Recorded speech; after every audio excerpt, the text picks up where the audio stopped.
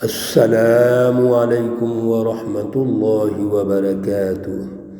اعوذ باللہ من الشیطان الرجیم، بسم اللہ الرحمن الرحیم۔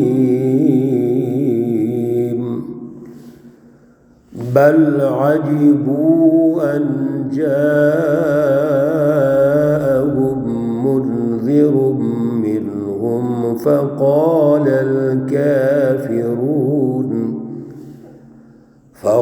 الكافرون هذا شيء عجيب۔ صدق اللہ العلی العظیم۔ اللہم صلی علی سیدنا و مولانا محمد النبی الامی وعلى آلہ واصحابہ وبارک وسلم وصلی علیہ۔ معزز سامعین و سامعات، پارہ نمبر 26 سورۃ قاف، آیات مقدسہ 3 تا 5 ہے۔ اللہ رب العزت ان آیات کا فہم اور شعور عطا فرمائیں اور عمل کی توفیق اور صلاحیت عطا فرمائیں۔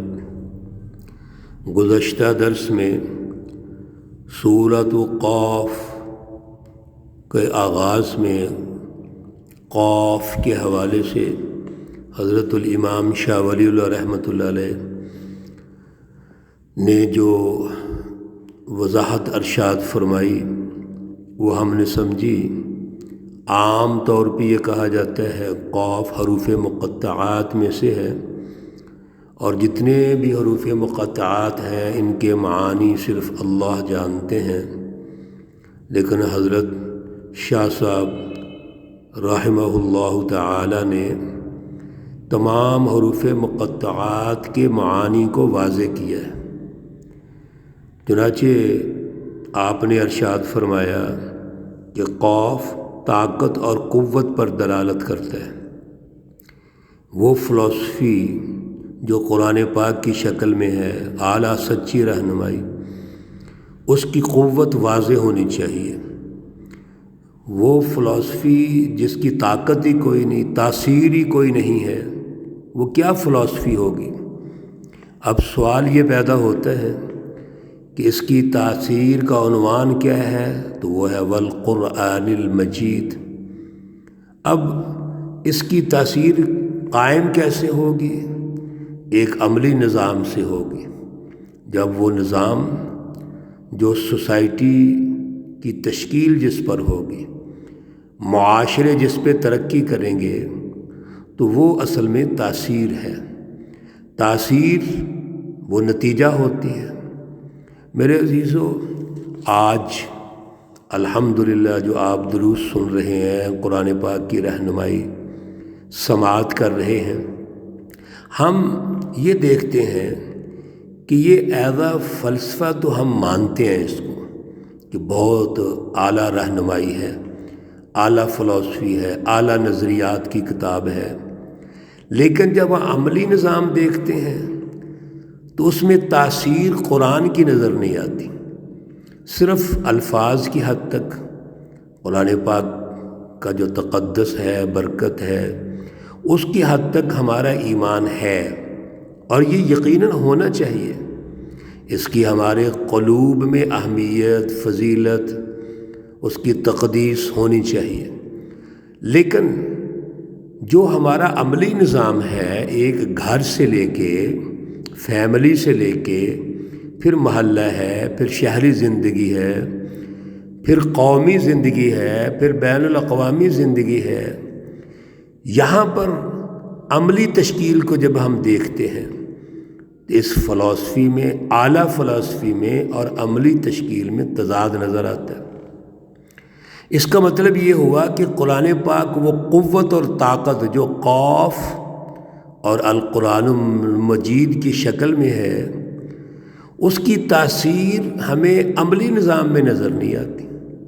تاثیر تو یہ ہے کہ جو پہلے سے فرسودہ خیالات ہیں، فرسودہ نظریات ہیں، جن کے پیچھے شیطانی سوچ موجود ہے، شیطانی فلسفی موجود ہے، ظلم کی فلسفی ہے، اور اسی ظلم کی فلسفی پر باقاعدہ عملی نظام قائم ہیں، ان نظاموں کو توڑا جائے، ان کو شکست دی جائے، ان کو ختم کیا جائے، اور اس کی جگہ پر قرآن کے نظام کو غالب کیا جائے، اللہ کی بالادستی کو غالب کیا جائے، فلسفہ توحید کو غالب کیا جائے۔ میرے عزیزو، یہ ہے اس کی قوت اور طاقت۔ تو قوت اور طاقت ہم اللہ کے الفاظ کے اعتبار سے تو مانتے ہیں کہ قرآن کا یہ اعجاز ہے کہ اس طرح کی کلام پوری کائنات میں نہیں ہے، یقیناً نہیں ہے۔ لیکن میرے عزیزو، جو اللہ نے نظام دیا، سچی رہنمائی دی ہے، جس کی ایک تاثیر ہے، وہ ہمارے پاس موجود نہیں ہے۔ اس لیے آج کے درس میں یہ سوچ کفار کی سوچ تھی، مشرکین مکہ کی سوچ تھی کہ عملی نظام میں اس کی کیا ضرورت ہے۔ دو اہم باتیں اللہ نے ارشاد فرمائی۔ پہلی تو وہ کہتے تھے، یعنی ان کا خیال یہ تھا، تعجب کرتے تھے، بل عجیبوا ان جاءہم منذر منہم۔ پہلا تو وہ یہ تعجب کرتے تھے کہ یہ جو منذر ہے، ڈر سنانے والے، محمد صلی اللہ علیہ وسلم، یہ انہی میں سے ہیں، یعنی اسی نسل سے ہیں، اسی جنس سے ہیں۔ ان کا خیال تھا کہ کوئی فرشتہ ہونا چاہیے، ان کا اپنا ایک خیال ہے یا سوچ ہے، اور اس پہ تعجب کرتے ہیں۔ اور یہاں سے ایک اور بات واضح ہو گئی کہ اللہ کے جتنے بھی منذر ہیں، نبی ہیں، رسول ہیں، وہ اسی قوم سے آئے ہیں، باہر سے نہیں آئے۔ کوئی نبی امپورٹر نہیں ہوتا تھا کہ کسی دوسرے علاقے یا خطے سے آ جائے، اسی خطے سے، اسی نسل اور جنس سے، اسی قوم سے ہوتے تھے۔ تو ان کو یہ تعجب تھا کہ یہ جو منذر ہمیں ڈر سنا رہے ہیں، رہنمائی دے رہے ہیں، القرآن المجید کی سچی رہنمائی، یہ کیا ہمارے اندر سے ہے؟ ایک بات تو یہ ہے۔ دوسرا ان کا ایک دعویٰ ہے، اللہ نے سیم ان کی ذہنیت کو ارشاد فرمایا ہے، فقال الکافرون، یہ کافر کہنے لگے، مشرک کافر، ھذا شیء عجیب، یہ بڑے تعجب کی بات ہے، تعجب کی چیز ہے۔ رسول اللہ صلی اللہ علیہ وسلم کا آنا ہمارے اندر سے، یہ بھی تعجب ہے۔ پھر سچی رہنمائی قرآن پاک جس کی یہ بات کر رہا ہے، یہ بھی تعجب ہے۔ اس لیے دوسری جگہوں پر اللہ رب العزت نے ان کا تعارف کروایا، ان کافروں اور مشرکوں کا، کہ وہ سچی رہنمائی کو جادو قرار دیتے تھے۔ جو آیات رسول اللہ صلی اللہ علیہ وسلم پیش کر رہے ہیں، یہ کہتے تھے کہ کوئی ان کو سمجھا جاتا ہے، سکھلا جاتا ہے، اور یہ صبح اٹھ کے پیش کر دیتے ہیں۔ میرے عزیزو، یہ کم عقلی ہے، یہ پست سوچ ہے۔ اَإِذَا مِتْنَا وَكُنَّا تُرَابًا، پھر ایک اور ان کا خیال کیا ہے، کیا ہم جب مر جائیں گے اور ہم مٹی ہو جائیں گے، ذَلِكَ رَجْعٌ بَعِيدٌ، تو پھر یہ کیسے ہو سکتا ہے کہ ہم دوبارہ زندہ ہو جائیں؟ ہم جب مر گئے، مٹی ہو گئے، تو پھر دوبارہ زندہ نہیں ہو سکتے۔ رَجْعٌ بَعِيدٌ، یہ بڑے دور کی بات ہے۔ اب ان کا جو مشاہدہ ظاہراً تو یہی ہے، جو بندہ دفن ہو گیا، مٹی میں چلا گیا، تو وہ مٹی ہو گیا، اب دوبارہ زندہ نہیں ہو سکتا۔ اللہ فرماتے ہیں، قَدْ عَلِمْنَا مَا تَنْقُصُ الْأَرْضُ مِنْهُمْ۔ بڑی اہم بات، دو اللہ نے دلائل ارشاد فرمائے۔ نمبر ایک تو یہ ہے، تحقیق ہمیں معلوم ہے ما تنقص الارض، جو مٹی کم کرتی ہے، گھٹاتی ہے، منہم، ان میں سے۔ انہوں نے مٹی میں دفن کیا، اور مٹی میں دفن ہونے کے بعد اس میت کی جو کمی ہے وہ سب ہمیں معلوم ہے۔ اس مٹی نے جسم کو کتنا کھانا ہے، جسم کی کیا صورتحال ہے، باقی کیا رکھنا ہے، سب اللہ کے علم میں ہے۔ اس کی میرے عزیزو تفصیلات ہیں، ہم تو مختصر اشارے کر رہے ہیں۔ یہ مستقل علم ہے کہ مٹی میں دفن ہونے کے بعد انسان کی باڈی کی کیا حیثیت ہوتی ہے، انشاءاللہ کسی موقع پر عرض کریں گے۔ دوسری دلیل اللہ یہ ارشاد فرماتے ہیں وَعِندَنَا کتاب حفیظ، اور ہمارے پاس کتاب ہے حفیظ، محفوظ۔ اللہ کے پاس ایک انسان جو دنیا میں آیا، مر گیا، اس کو دفن ہو گیا، مٹی نے اس کا جسم کھا لیا، لیکن اللہ کے پاس اس کی ایک کتاب ہے، لکھا ہوا دفتر ہے، وہ جو محفوظ ہے، اللہ نے اس کو محفوظ کر لیا ہے۔ دنیا میں جب یہ رہا تو کرامن کاتبین، 2 فرشتے اس کے ساتھ مقرر تھے، اس کی ایک ایک بات کو لکھ رہے ہیں۔ لہذا یہ جو جسم اس کا جس حالت میں ہے اور جس حالت سے گزر رہا ہے، سب اللہ جانتے ہیں۔ اسی کو اللہ دوبارہ زندہ کریں گے، اور اللہ رب العزت کے پاس تو باقاعدہ ہر چیز ریکارڈ ہے، محفوظ ہے، ایک ایک لمحے کی چیزیں محفوظ ہیں۔ اصل میں یہ چیز ہے بل کذبوا بالحق، انہوں نے حق کو جھٹلا دیا۔